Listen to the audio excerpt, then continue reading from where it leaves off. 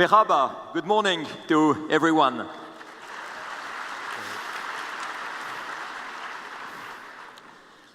Thank you, Akan, for your speech and your invitation here. You understand that we have the same values and the same spirit between Brisa and Solar Impulse. After everything you've said, it was really obvious. Normally, I'm always presented as an explorer and a pilot. But I am also a medical doctor, and I'm also a psychiatrist and a psychotherapist. So like every psychiatrist, I would like to start my speech with a question. Who are we? Who are we here in this room, in this conference about innovation? Men, women, young, old, rich, poor, married, not yet, not anymore, healthy, sick. Well, we can continue the list forever. But this is not so important. What is actually important is to understand that we are human beings. Human beings on the path of our life, going through all the spirals, the turbulence, the difficulties, the crises, the problems of life, in order to find balance, fulfillment, success, performance, happiness. And of course, we are desperate to find the right tools, the right strategies to reach our goal of performance, success, and happiness. But it's not so easy. It's even very difficult. Because if you think, life is like the atmosphere, with winds who blow in every direction. We can call them the winds of life. Let's think about the trends, the fashions, the expectation of customers, the stock exchange market, globalization, economical rules, political decisions, and on a more personal level, everything like health, accidents, sicknesses, love, failure, success. Everything in our life comes like the wind. Everything comes as a surprise without being planned or predicted and pushes us toward the unknown. Toward the unknown. And here starts the problem. Because I don't know if you realized how much in our world we learn to fight against the unknown, to resist to change. That was a good quote from Akan before. We always try to resist to change, to fight the doubts, to fight the question marks, to fight the unpredictability, because we're afraid of the unknown. We're afraid of losing control in life. So what do? We try to reach more control, more resistance, more power, more speed, because we want to go through the problems of life in the direction we have chosen. This is not called innovation. This has nothing to do with innovation. It just has to do with keeping our certitudes, keeping our comfort zone. So if we are in a conference about innovation, we have to think in a different way. And I have to admit that ballooning helped me to think in a different way. Because in a balloon, you have no control, because you are pushed by the wind. You have no power, because you have no engine. And the wind pushes you in the direction and the speed of the wind toward the unknown. In that sense, ballooning is a really good metaphor for innovation. But of course, a lot of people don't understand that, and they say, you are crazy to fly in a balloon. It's stupid. You lose your control. You are pushed to the unknown. But there is one thing very important for us to understand in ballooning. If you understand that the atmosphere is made out of a lot of different layers of wind, a lot of different layers which all have a different direction. So actually, the only way to change your direction in the balloon is to change altitude in order to find another wind that has a better direction. And I believe that's an important learning for life, because in life, we have goals, hopes, visions, target, objectives. But the winds of life so often don't allow us to reach them. We are pushed in life in wrong directions. Which means that in life also we have to learn how to change altitude. In our profession, in our education, in our way of thinking, in our vision of the world, that means psychologically, philosophically, spiritually, of course, also. We have to change altitude in the winds of life in order to get another influence, another solution, another answer that will reorient our trajectory in a better direction. Of course, if I would stop now, it would remain a poetic metaphor. It would be useless. We have to make it practical to make it useful, to understand how we can work with this in our daily life and be more innovators and more pioneers. And for this, we have to understand how a balloon works. If you want to change altitude in a balloon, you have to drop ballast. You have to drop weight, empty empty tanks of fuel, bags of sand, reserves of water, if possible over unpopulated areas. And when the balloon is lighter, then it will climb and take better winds. I think this is exactly what we have to do in our daily life. Drop ballast. Because we have a lot of ballast. What is our ballast in our life? Certitudes, certainties, safety, habits, convictions, beliefs, paradigms, dogmas, common assumptions. You know, the word common assumption, that's incredible. It means everybody agrees on something, and we agree because everybody agrees, but we don't know if it's true or not. You know, all this is ballast. All this is weight. But the problem is that we don't learn how to throw this overboard. At the contrary, we learn to keep it on board. And each time we are in a crisis or we have a problem, we want to get back to what we know. We want to get back to what has brought us into the crisis. So if we want to change altitude in the winds of life, to change the course of our life and be more successful, we need to drop ballast.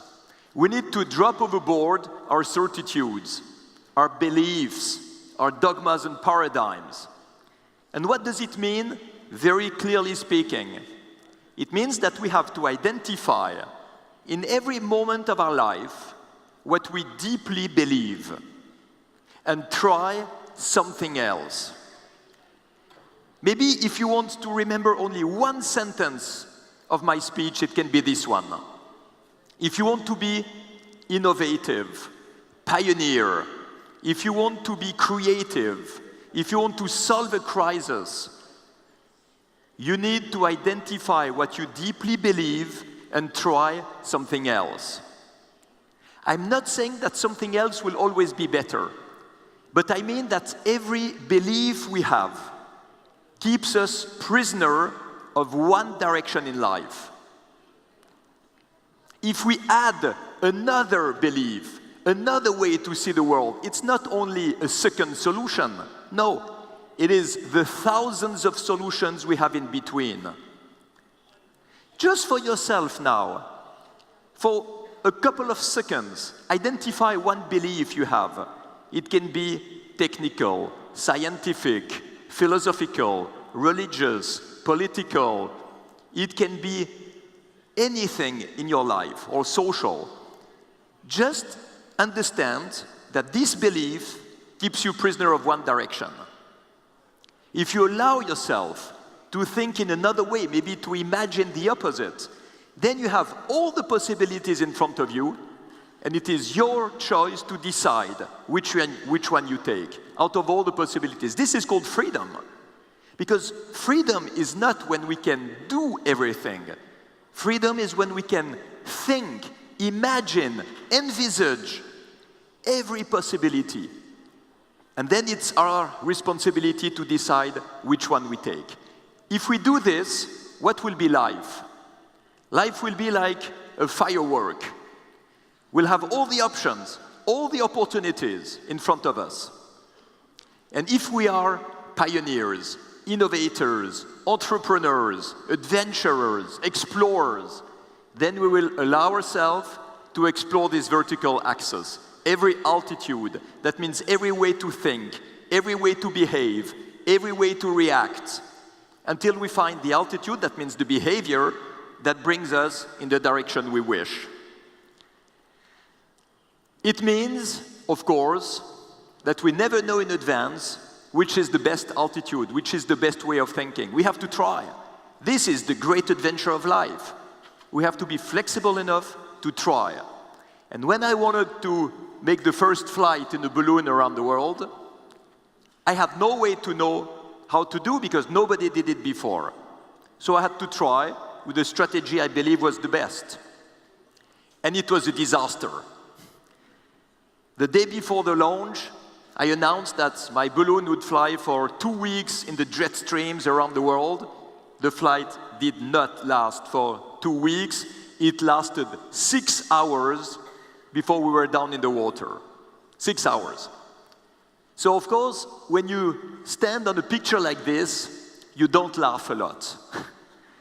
I was crying like a kid. But a lot of people were laughing. And you know who is laughing? Only the people who spent their energy in building walls of protection for their comfort zone. These people are reassured that it is useless to try something new because you will fail. So they are happy when you fail. It means that if you stop at that point, it's called a failure. If you try one more time, it's called a step to success. And if you try one more time than the number of failures, then it becomes a success. So of course we tried again. Technical improvements on the balloon. We started for a second attempt, and then we had a problem. The Chinese government had given no permission to fly over China, and the winds did not know it. Really good winds going straight above China, 200 kilometers per hour, we're not allowed to follow them. So we had to land in Burma, in Myanmar, with a second failure. And then we had to do exactly what I told you before. Exactly what I told you before. We had to analyze, honestly, what we deeply believed. That means what were the paradigms of our strategy, and do the opposite. What was our strategy for us and all our competitors? That was to have the most stable balloon as possible. So we could take off below a jet stream, stabilize at 10,000 meters, and let the balloon fly by itself around the world. That was completely stupid.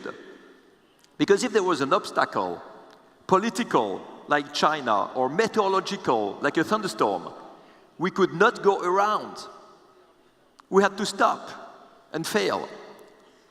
So we changed completely our strategy, which was not easy. You know, when I had to go to the sponsor, to the team, and say, well, we have to change completely what we thought was the best way. But it was the only possibility. Identify your certitudes and your beliefs and try something else. So we built the most unstable balloon as possible. The most unstable balloon, that means the balloon that could go up and down in the atmosphere without losing gas. Up and down, freely, and then, as the pilot, we would stabilize the balloon actively at the altitude where the direction was the best. So we made a new balloon, a new capsule, new type of burners, another type of gas, another envelope that was much better insulated. And at the end, this balloon was the best balloon ever in the history of aviation, just because it was built like every human being should be built, with the ability to move up and down, to go left or right, and take a better trajectory in life. When I explain it like this, it might seem obvious. But can you imagine that none of our competitors understood that they had to change their strategies? And we had really big competitors, billionaires from America, from Europe, from Australia, bigger team than mine. that was coming from a small country like Switzerland. So all these big billionaires were much more powerful. And they tried, like us. They failed, like us. They tried again because they had the same perseverance. But unlike us, they tried each time over and over with the same wrong technology, with the same wrong strategy. And for each and every of their failure, there was each time exactly the same explanation. And after the success of my third attempt, together with Brian Jones, we had a big press conference, hundreds of journalists from the entire world. And the first question took me completely by surprise. I thought I would have to speak about the beauty and philosophical experience of being pushed by the wind around the world. Not at all. The journalist was a very good journalist from the financial press, and he asked me, how do you explain that you could beat these big billionaires with your small team coming from Switzerland? And I had 2 seconds to answer. In these moments, it goes very fast in the head. And actually, you have to test every altitude, every way to think, every way to answer. Unfortunately, I remembered an observation that I made with my children in my house in Switzerland. In this house, there is a covered terrace. One side is a wall of the house. 2 sides are squares of glass in a wooden frame that you cannot open. And one side, the 4th side, is always open to the garden. You cannot close it, it's always open. And nevertheless, every day in summer, there are dead bees on the floor. And I could not understand why. I could not understand why the bees were trapped in that corner of the terrace. And I started to observe. And I saw that the bees were fighting against one piece of glass for hours or days. They wanted to go through the obstacle, through the problem. Of course they could not. And after hours or days, they were dead on the floor. But there was never a dead wasp. Never. The wasp were never fighting against that piece of glass. The wasp were trying on the left, on the right, higher, lower, and finally they could always find the exit and escape and survive. So when I understood that, I took my children and I showed them the difference between the stubborn and stupid bee who can never change altitude, never drop ballast, never adapt the strategy, and the clever and perseverant wasp who can always drop ballast, change altitude, invent, innovate, find new solutions to be successful and to survive. Well, all this long story to tell you that in the press conference, I gave a very, very unpolite answer. It's a shame, I think, what I said.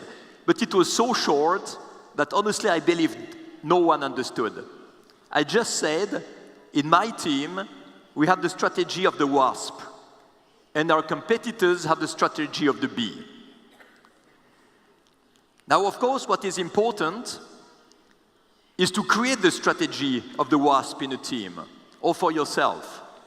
And for this, we have to understand the importance of having colleagues, friends, families, advisors, managers, employees, sometimes a psychiatrist or a psychotherapist, who can push you to change altitude, push you to drop ballast. If we are only with people who are similar to us, we learn nothing.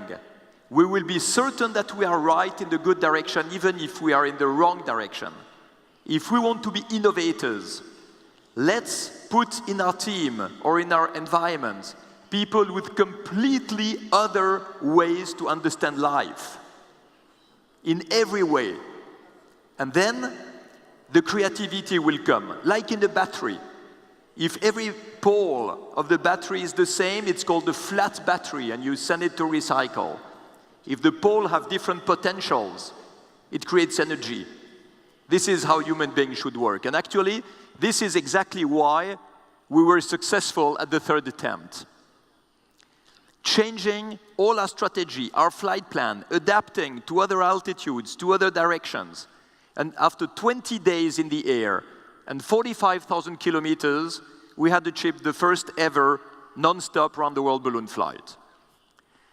But if I show you this picture, it's not to show you how happy we were. I want to show how much gas is left in the last fuel tank. We took off with 32 bottles like this one, total of 3,700 kilos of liquid fuel. We landed with 40 kilos. Hardly 1% of the oil. And I remembered these 20 days where every day we were afraid of being short of gas. Every day we were praying for the winds to be strong enough to finish our flight before the fuel reserves would be empty. And on that day, I understood what it means to be dependent on fossil energy. In our world, it's a concept, it's a theory. Nobody knows, but everybody speaks. We have oil and gas for 10 years, 20 years, 100 years. We don't know. It's a theory. Here, it's not a theory. It's an experience in your trips, in your gut. You know, in your gut you feel it. When we landed, we had 2 more hours of duration before falling from the sky. And on that day, I made the promise that the next time I would fly around the world, it would be with no fuel at all. Free to stay in the air as long as I wanted. Crazy dream. I didn't dare to speak about it to a lot of people. But it became a real experience, a real project, a practical goal when the capsule of my balloon was brought to the Smithsonian Air and Space Museum in Washington, together with the airplanes of Charles Lindbergh, Chuck Yeager, the Wright brothers, the capsule of Apollo 11. And I started to dream of having a solar-powered airplane in that museum to show that the 20th century was about conquering the planet, but the 21st century should be about conquering quality of life on this planet with clean technologies, renewable energies. And I think that a lot of people agree with that. But each time I speak to heads of state or big industry people or key opinion leaders, they say, yes, of course we need better quality of life on this planet. We need more renewable energies. We need more clean technologies. But we don't know how to do it. We have no new ideas to find solutions. And this is a big misunderstanding. We don't need new ideas to be innovators. Not at all. New ideas are not important. Look what happened in the 20th century. Landing on the moon, climbing the highest mountains, flying in the sky. It was never a new idea, never. It was dreams of humankind for thousands of years. And why did it happen suddenly in the 20th century? You will tell me, thanks to technology. I would agree for the moon landing, but for nothing else. Nothing else. Flying in the sky, going to the highest mountain, were dreams of humankind for thousands of years. But they never happened because of the mythological and religious belief that only the gods were allowed to go on the highest mountains and to fly in the sky. The first airplanes were made out of wood and cloth. It means that the old Egyptians could have flown if they did not have these religious beliefs. Leonardo da Vinci, he made the drawings of flying machines. He could have tested them, but he was afraid to be burned by the church if he had done what only the gods were allowed to do. So he did not try. Until, in the 20th century, there were enough people to throw away these mythological beliefs and try. And in 66 years, we had the first airplane, the North Pole, the South Pole, the Mariana Trench, the Everest Mountain, and the Moon. Showing what? Showing that innovation is not a new idea that we have. No, innovation is an old belief that we throw overboard as ballast. And that allows us to move to other possibilities, potential opportunities, options in life. This is why I started to dream about a solar-powered airplane that would fly day and night with no fuel, and maybe one day go around the world on solar power. And I think this would be a beautiful example to show how clean technologies and renewable energies can achieve the impossible. Because very often when we speak of protection of the environment, it's a threat for our lifestyle. The ecologists say less mobility, less comfort, less industry, less consumption, less growth. People don't want less, people want better. This is why we have to show that today clean technologies can at the same time protect the environment, reduce the waste of energy and natural resources, and create jobs, make profit, sustain growth, bring new products on the market that the world desperately needs. That was the beginning of Solar Impulse. Now, it's clear that 10 years ago, it was considered to be impossible. Only little models with remote control could fly on solar power day and night. But this is not a big human adventure.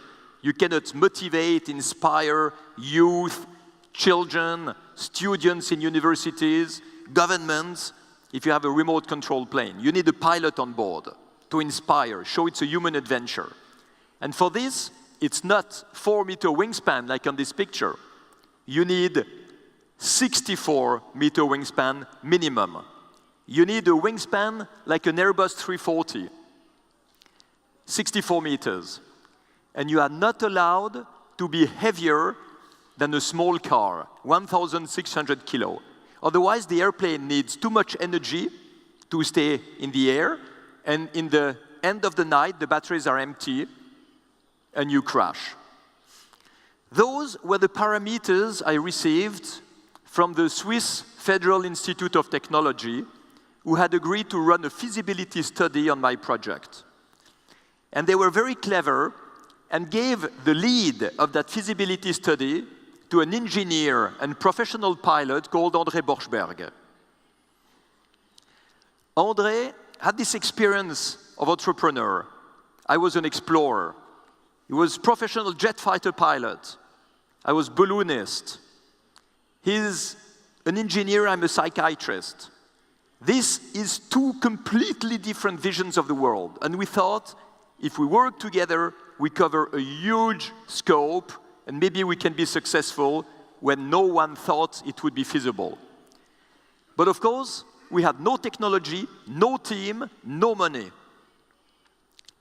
And you know what we did? We did a press conference to announce that we will fly around the world with a solar airplane when we had nothing. Why did we say that?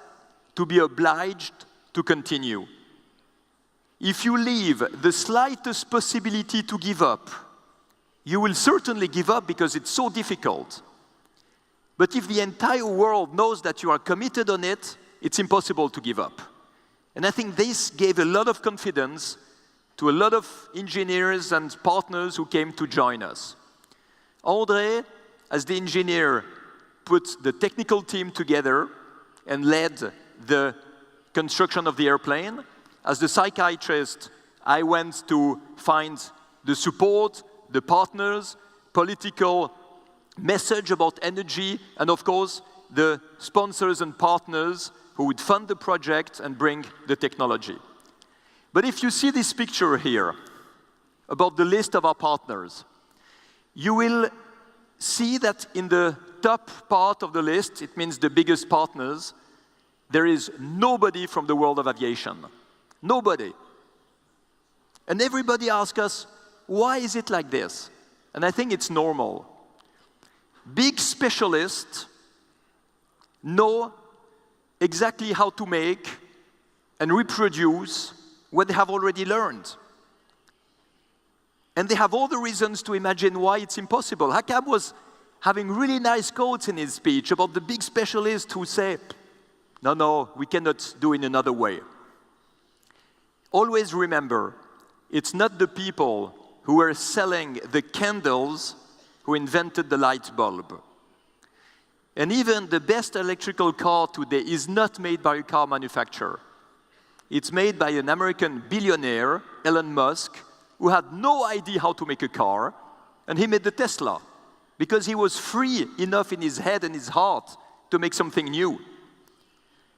When my grandfather, in 1931, made the first flight to the stratosphere to test the pressurized capsule he had invented, it was nobody from the world of aviation who helped him. No, it was a beer cask manufacturer who made this pressurized cabin. It means that he went to the stratosphere in a beer cask of aluminum. When my father made the dive to the deepest spot in the ocean, in the Mariana Trench, he was not a submarine manufacturer. No, he was an economist.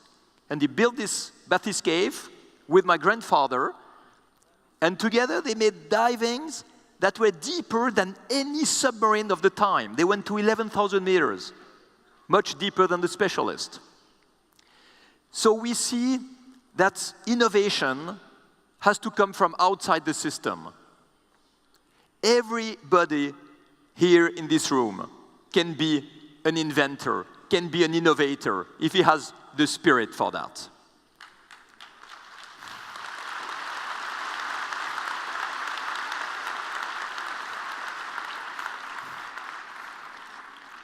After 4 years, we had a plastic model of solar impulse. We were ready for the construction. But because the world of aviation said it was impossible, we had to find somebody who did not know it was impossible. And we found a shipyard, people making boats, the one who make the hulls of the Alinghi ships who won the America's Cup. And they knew how to use carbon fiber in a way we did not know. And they started to build all the big pieces of the airplane. Here you see the fuselage of the plane, 50 kilos with carbon fiber. The entire structure of the airplane,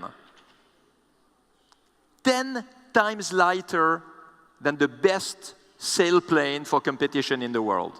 10 times lighter, not 10%, 10 times lighter. Now you understand why the specialists said it was impossible. So at the end, we had a team and we had an airplane ready for fly. But so many people were still doubting and laughing at us. And I have to admit that I was feeling a little bit like Dumbo. You remember Dumbo in the Walt Disney cartoons? The elephant with ears so big they were falling on the floor and everybody was making fun of him until he could deploy his ears and fly. And then he became the star of the circus. It's what we had to do with Solar Impulse. Deploy these huge wings and fly. And the first prototype managed to fly, that was André on board, for 26 hours. More than 1 day and 1 night, showing that we could reload the batteries the following day to continue the flight and reach, theoretically, a perpetual flight.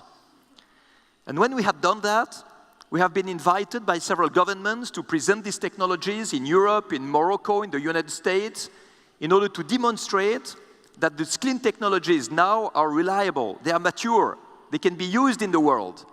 Today, we can divide by 2 the energy consumption of the world. If only we would accept to replace the old technologies that have too much waste, too much losses, by new clean technologies that are much more efficient. But to show that, it's not only speaking to governments, we want to fly around the world.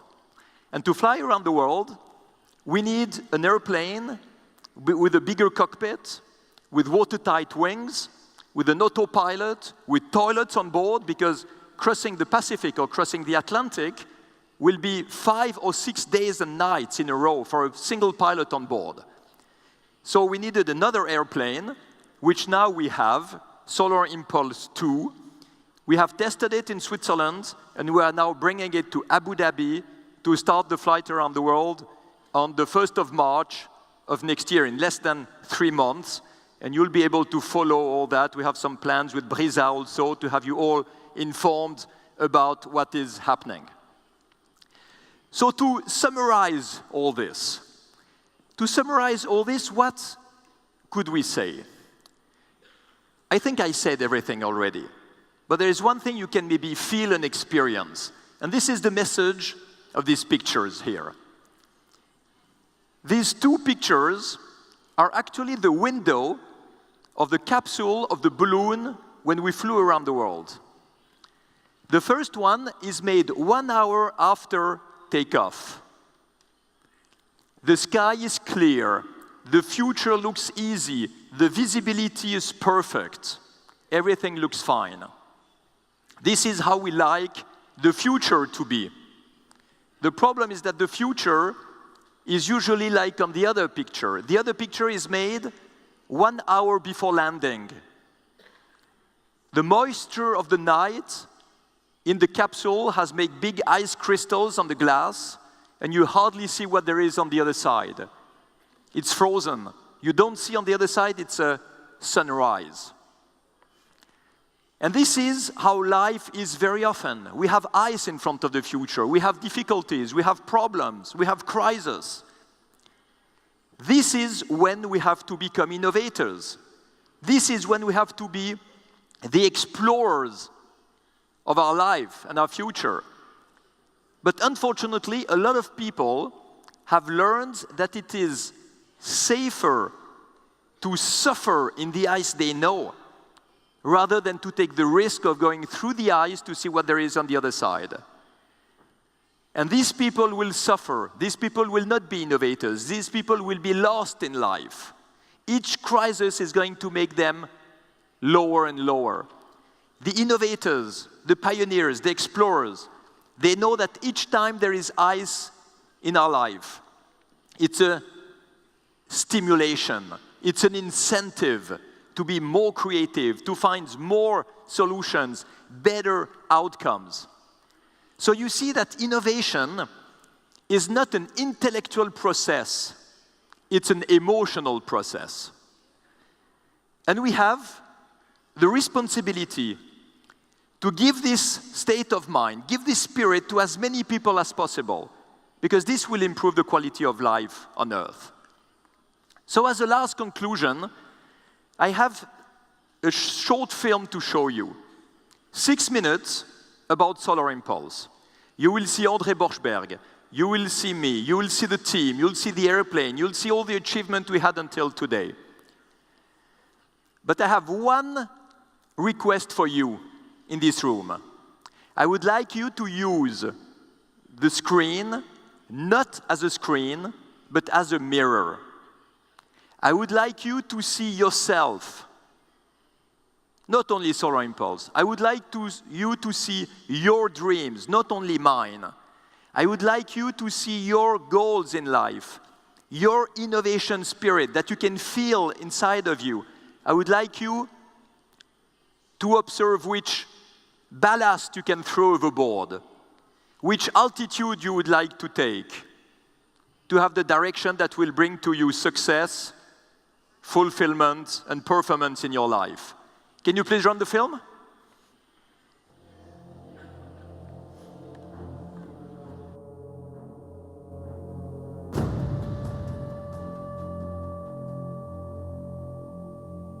To go far into the future, some stories have to start way back in the past.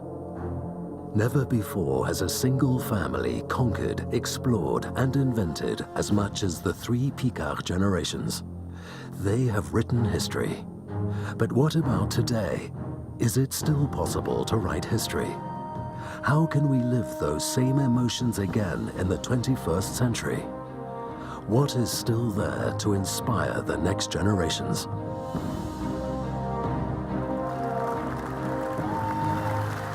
Today, Bertrand Piccard and André Borschberg have teamed up to build the first airplane of perpetual endurance, able to fly day and night without fuel and take it around the world on solar power by 2015. A challenge considered impossible by many specialists. With scientific exploration, I want to inspire others to also achieve the impossible, thanks to pioneering spirit.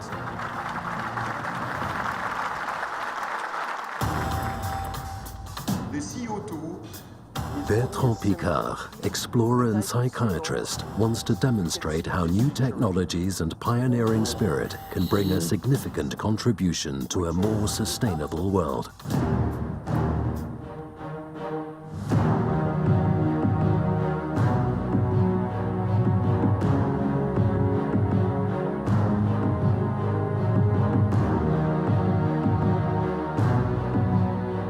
I know that dreams fuel innovation.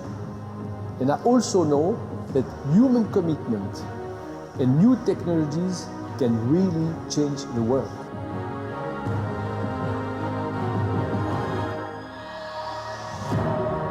André Boschberg, engineer, entrepreneur and professional pilot, leads the technical team who build the most incredible airplane of its time. Together with technical partners and mission specialists, he develops the strategies for the flight around the world and achieves the first day and night solar flight. 3,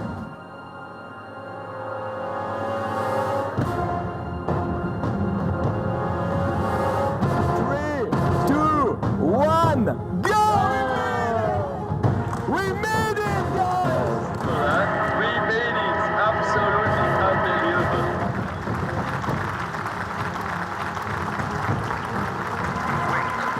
Designed to slowly ascend throughout the day, charging its batteries. Завершили испытания самолета на срочных батарейках.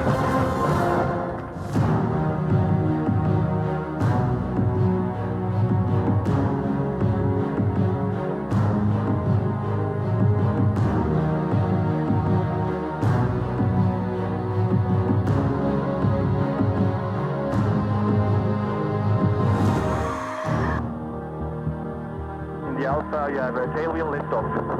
You have a main wheel lift-off. 1 meter, 2 meters.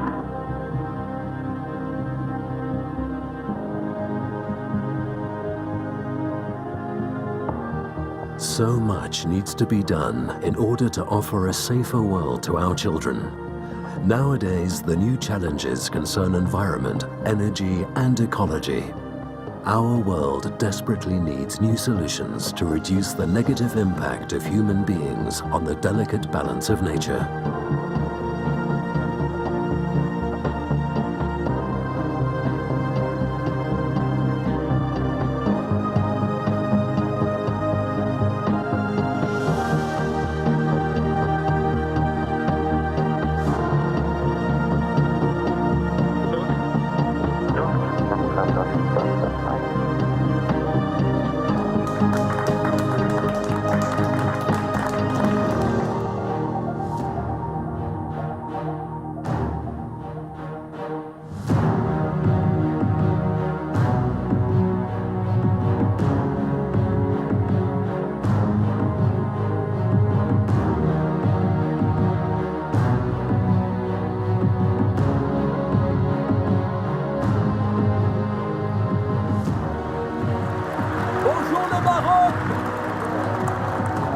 If you have a message you want to get out, you need to have a weapon like this aeroplane to get the message out of the need to try to power our world on clean energy. But for this, we need political courage and pioneering spirit.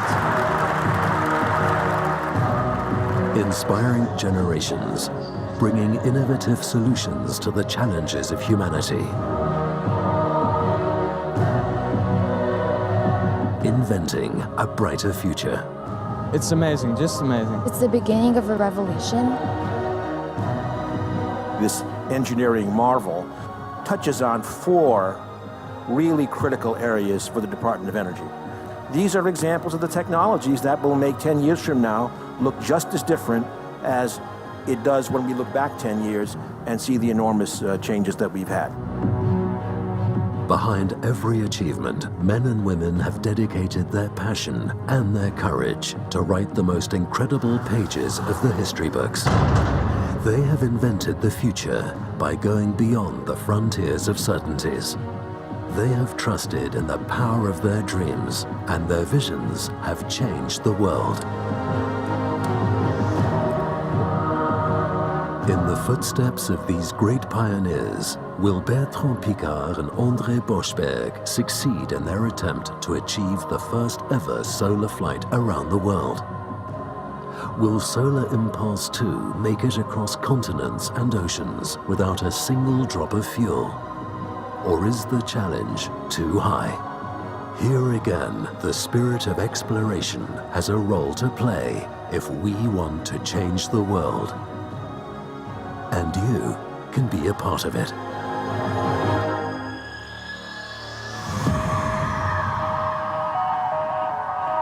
I wish you a lot of success in the winds of life.